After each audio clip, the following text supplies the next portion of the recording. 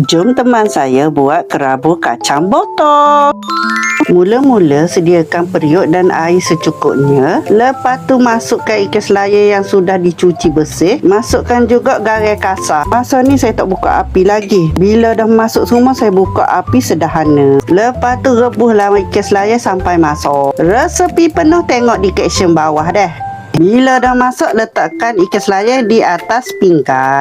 Seterusnya hiris sero kacang botol. Hiris ke semua kacang botol tu. Mesti hiris serong-serong tu nak bagi cantik. Lepas tu hiris nipis ni nak bagi sedap bila makan lah. Baru berasa lah. Ni hasil selepas hiris berhabis kacang botol.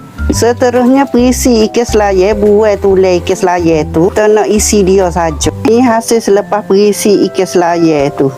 Seterusnya potong serong cili padi merah. Saya hiris 3 slice je sebab saya tak makan pedas. Atas awak kalau saya awak makan pedas, buatlah banyak. Seterusnya sangai kelapa parut. Belum masuk kelapa parut kat kuali. Kuali tu kena kering dulu. Kena panas sampai kering air di situ. Sangai kelapa parut ni sampai ke perangan. Kena kerap kacau deh. Sangai sesekali tinggal. Tidak sedap lah. Api tu kena api sederhana. Bila kelapa parut dah ke perangan. Tahu jadi doko. Sikit kelapa parut ke perangan. Kita ramah ke hacu berat. Sediakan lesung. Masukkan lada hitam. Tumbuk sampai lumat. Masukkan ikan selaya yang perisi tadi. Tumbuk sampai lumat. Lepas tu masuk dalam mangkuk besar. Sebabnya lesung tak muat. Kita nak masuk bahan lain pula. Masukkan bawang merah yang telah dihiris ke dalam lesung. Tumbuk sampai lumat. Yang masuk sikit-sikit lah dalam lesung tu sebab tak muat. Ni hasil selepas saya tumbuk. Lepas tu masuk dalam mangkuk besar. Seterusnya masuk kelapa parut yang telah disangai ke dalam lesung. Kelapa parut yang sangai ni ada siap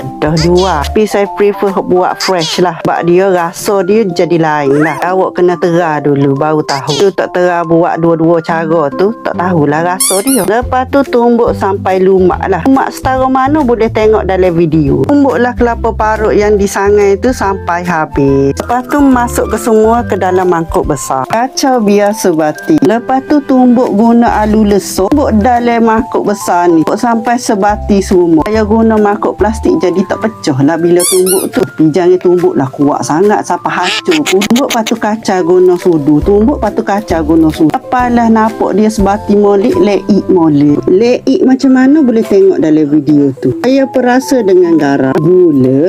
Tumbuk dan kawak balik dengan sudu. Dia sebati molek dengan kerabu tu. Masukkan sedikit santan kotak dalam mangkuk. Kacau biar sebati menggunakan sudu. Masukkan ke semua kacang botol yang kita hiris tadi ke dalam mangkuk. Kacau biar sebati. Masukkan perahan jus limau nipis dan cili padi.